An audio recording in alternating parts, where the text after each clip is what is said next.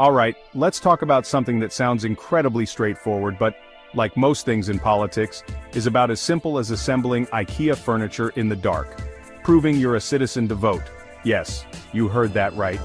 Some folks, particularly a vocal segment of the Republican Party, are really keen on this. They believe that before you even get a whiff of a ballot paper, you should first present documentary proof, think birth certificates, passports, the whole shebang, to show you are indeed a bona fide citizen of this fine nation. It's like a very exclusive club, and the bouncer wants to see your papers, not your cool dance moves. And unsurprisingly, former President Donald Trump is a massive enthusiast of this particular brand of gatekeeping, championing it as a cornerstone of electoral integrity, a truly genius move to secure the vote. Now, Mr. Trump didn't just talk the talk. He tried to walk the walk. He even whipped out his presidential pen and signed an executive order. An order from the highest office. The gist of it was to mandate documentary proof of citizenship for anyone wanting to participate in federal elections. "Show us your papers, America," it thundered, metaphorically speaking, of course. But then, in a delightful twist that probably caused some consternation in certain circles, a judge stepped in. Yes, a judge, presumably one who keeps a copy of the Constitution on their bedside table, blocked this executive order. So the grand plan for a nationwide immediate paper-checking fiesta hit a rather large, legally shaped roadblock. However, the idea itself didn't just vanish into thin air. Oh no, it merely regrouped, ready for its next act.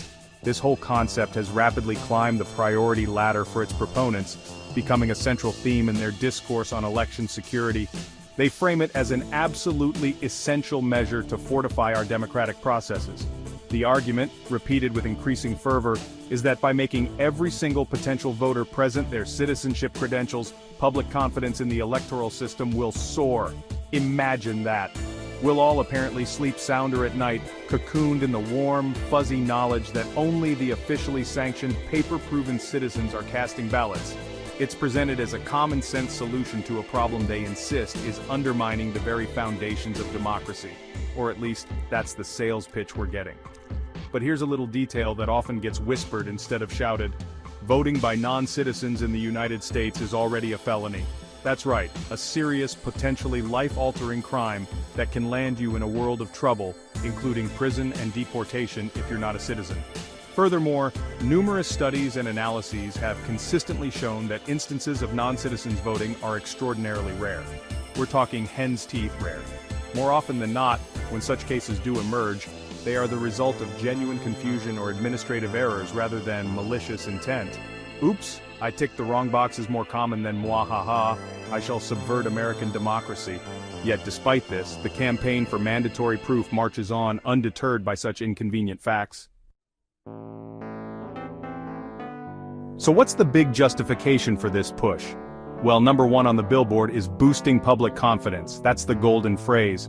Proponents, with former President Trump leading the choir, passionately argue that if you compel everyone to flash their citizenship papers before they can register or vote, then, as if by magic, faith in the electoral process will be restored. It's presented as a panacea for doubt.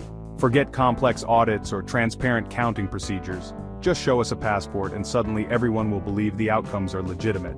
This, they claim, will make elections feel more secure, even if the existing checks and balances are already quite robust. It's all about the vibes, you see, the comforting feeling of security. Then there's the shadowy figure of the non-citizen voter, a boogeyman often invoked in these discussions. Proponents paint a rather alarming picture, suggesting that our elections are teetering on the brink of being overwhelmed by hordes of ineligible individuals casting ballots. Never mind that, as we've established, documented cases of this are about as common as finding a politician who enjoys paying taxes. The narrative is that even a single vote cast by a non-citizen is an unacceptable breach, a contamination of the sacred democratic well. Therefore, requiring proof of citizenship is positioned as the ultimate disinfectant, the silver bullet needed to slay this largely mythical beast and ensure only true Americans get to have their say. Election integrity. That's another term you'll hear a lot. It sounds important, doesn't it? Like something you definitely want your elections to possess in abundance. The argument here is that demanding documentary proof of citizenship is just a plain common-sense measure. They'll often draw parallels, asking, if you need an ID to buy a pack of cough drops or enter a particularly exclusive nightclub, why on earth wouldn't you need one to participate in the fundamental act of choosing your government? It's a comparison designed to sound reasonable, though it conveniently sidesteps the very different implications and potential consequences of restricting access to voting versus, say, a Sudafed. And so, despite the overwhelming evidence that non-citizen voting is a statistically insignificant issue, the narrative that our electoral system is under constant insidious threat from ineligible voters continues to be a powerful motivator for some. This relentless push for proof of citizenship laws is therefore framed as a vital defensive strategy. It's portrayed as a necessary shield to protect the sanctity of the ballot box, a way to safeguard democracy itself. The fact that this shield might inadvertently make it harder for many legitimate citizens to vote is often downplayed, presented as a small price to pay for this enhanced, albeit arguably performative, level of security. It's like installing a bank vault door on a garden shed. Now, on the other side of this debate, you have a chorus of voices, including many voting rights organizations shouting, "Hold your horses," and frankly their concerns are worth listening to. The big flashing warning sign they're pointing at is disenfranchisement. That's a fancy word for perfectly eligible American citizens being prevented from voting. Imagine this. You're a citizen born and bred, but maybe your birth certificate is tucked away in a dusty attic in another state. Or perhaps you're one of the millions of women who changed their surname after marriage, and now your driver's license name doesn't perfectly match your birth certificate. Suddenly, exercising your constitutional right to vote becomes a bureaucratic nightmare, potentially silencing millions. Then there's the sheer practical burden this places on individual voters. It's not just a matter of casually showing a document you already carry. Many Americans, particularly elderly citizens, individuals with lower incomes, students, or people with disabilities, may not have easy access to the specific documents required, like a passport or an original birth certificate. Obtaining these documents can cost money, involve navigating complex government agencies, and take a significant amount of time. It essentially turns voter registration into an expensive, time-consuming scavenger hunt, where the prize is a fundamental right. This isn't just an inconvenience. For many, it's a substantial, potentially insurmountable barrier to participation. And let's not forget the monumental implementation challenges. Think about the poor election officials, already often overworked and under-resourced. They would suddenly be tasked with the colossal job of verifying citizenship documents for every single new registrant, or in some proposals for every existing voter. What constitutes acceptable proof? How will variations in documents from different states or eras be handled? How do you ensure consistent application of these rules across thousands of jurisdictions? We saw a glimpse of potential chaos in Arizona, where a state audit revealed significant problems with data handling and verification when they tried to track resident citizenship status. It's a logistical hornet's nest.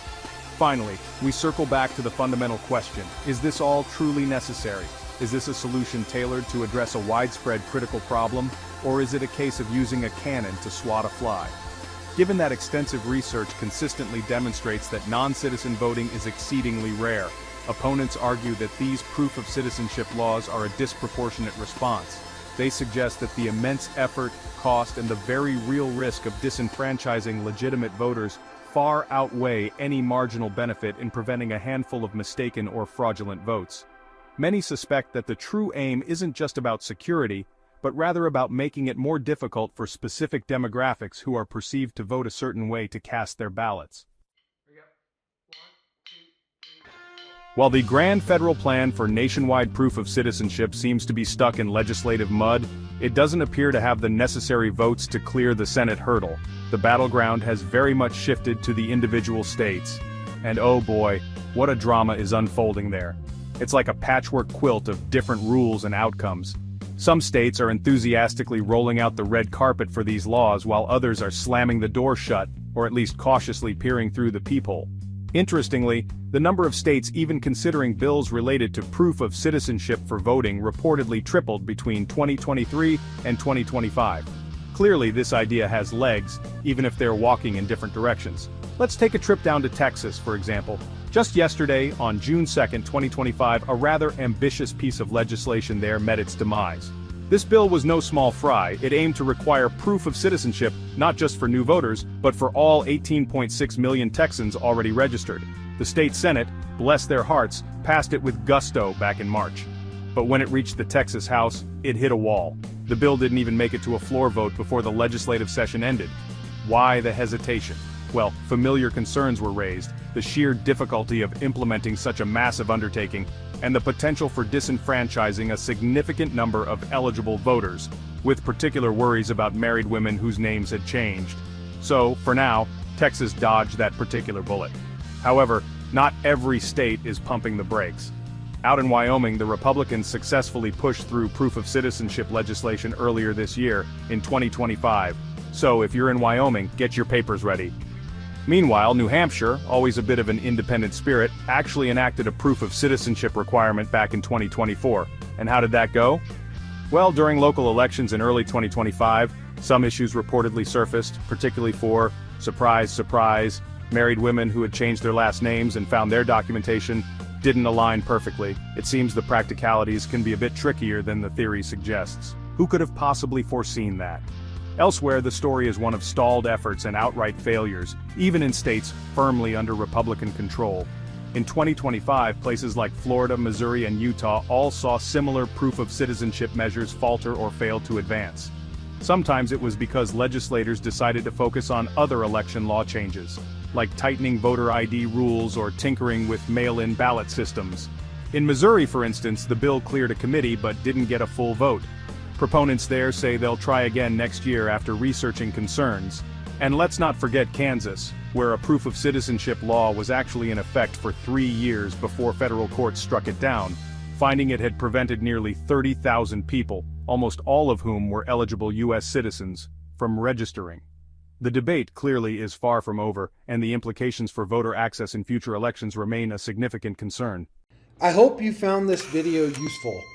Follow me right here on YouTube for more great content daily. Download my international best-selling book, Be Good, Be Brief, Be Gone, for absolutely free at growfast.club. I say again, download my book at growfast.club for all of my 7-figure growth hacks. Get your copy now while it's still free.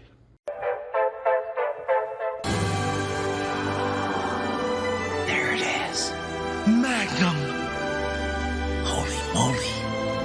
Yeah, baby! That's what I've been waiting for! Dear God. It's beautiful.